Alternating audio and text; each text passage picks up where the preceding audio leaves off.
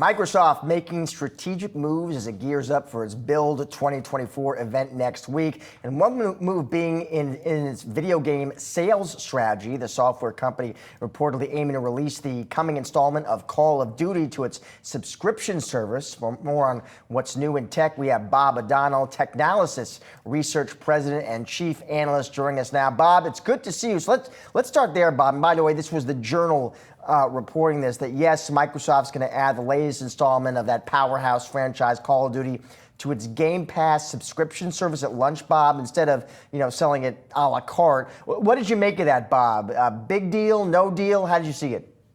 Well, I mean, look, I think it's an evolution of what Microsoft is doing on their gaming business in general, right? And they're seeing this subscription model, as we've seen in every other aspect of the tech industry, be something that they want to take advantage of. And so not really a surprise. I mean, honestly, it's kind of like one of the last pieces to fall into this idea of a subscription-based model. So I think it makes perfectly logical sense.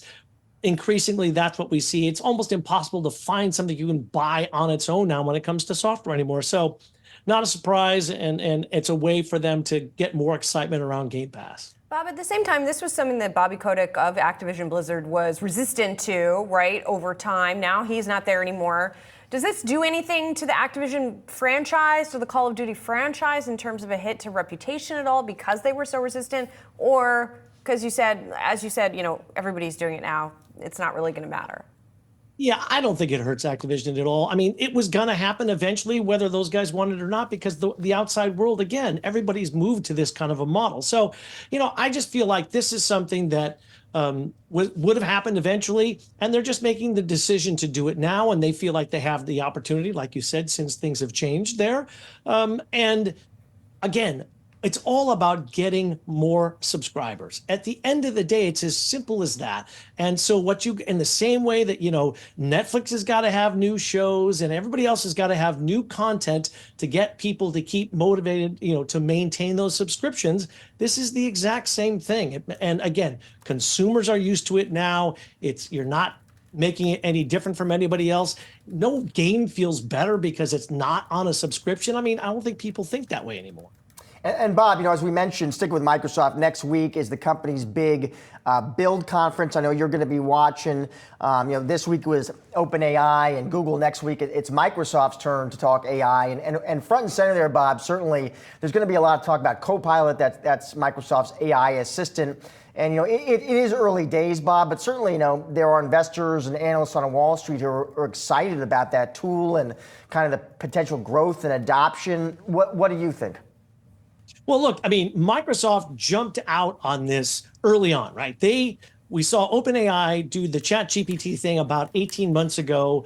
And within 3 months, all of a sudden, Microsoft was talking about integrating the OpenAI stuff into their tools with Copilot. So they jumped way out ahead of everybody else. And frankly, what we've seen since then is a lot of scrambling and catching up by the Googles of the world, by the Amazons of the world, by the Metas of the world. And now it's getting obviously significantly more competitive. So, the expectation is that they're going to continue to build on what they've done with Copilot. They brought it out into Office. We've seen that.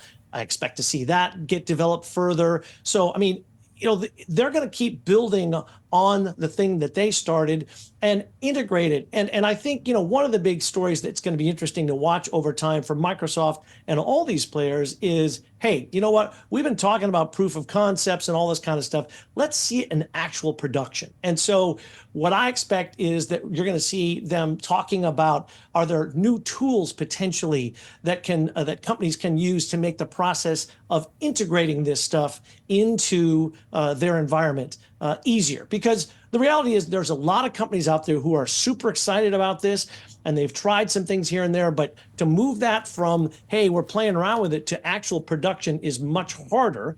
And so I think you're going to see some of that. They've already done some of that. I expect we will see more. You're going to see their competitors do this as well. So it's going to be interesting to see. But, this is the year where I think, and I've said this before here, even on Yahoo Finance, this is the year when AI really starts to have an impact. And then eventually we start to see even more of a bottom line financial impact. We've started to see it. I expect we're going to be seeing more of that over the next 12 to 18 months. Hey, Bob, specifically to build also, there was a Reuters report this morning that Microsoft plans to offer this new suite of AMD chips to sort of compete with NVIDIA chips.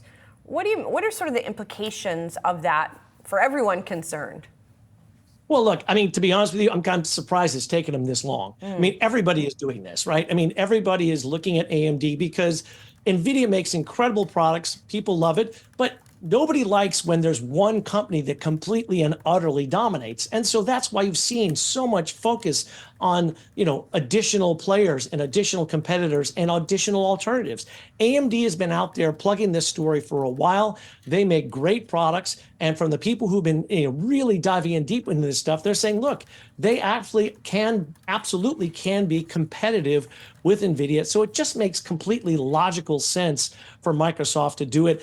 Again, their competitors are starting to do it as well. I think this is just part of that general move towards a diversification of suppliers. We've got Intel is going to be pushing their Gaudi chips. Obviously, they're trying to get in there. You've got all these companies building their own custom chips. We've already seen that being announced by all the major players. So this is that sense of, look, all of this stuff is important, but we can't rely just on NVIDIA. Yes, we're going to buy a ton of NVIDIA, but the growth opportunity is so big, we need others to help us build this as well. And this AMD move just seems like another version of that.